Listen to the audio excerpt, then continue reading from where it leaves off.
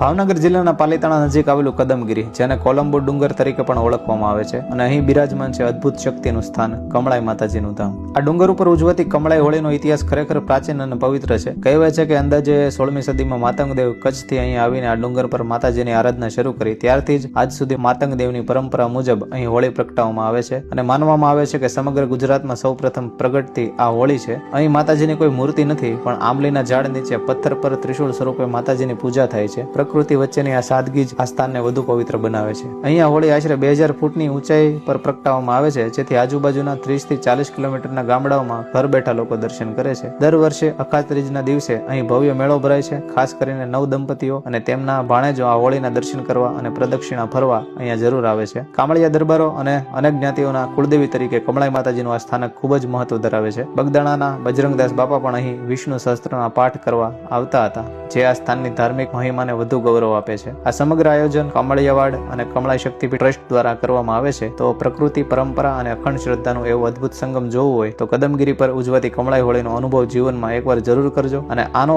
Full video આપણે આપણી YouTube channel D travel book ઉપર મૂકેલો છે, જેમાં ઘર બેઠા તમે ડ્રોન ફૂટેજ દ્વારા કમળાઈ હોળીના દર્શન કરી શકશો.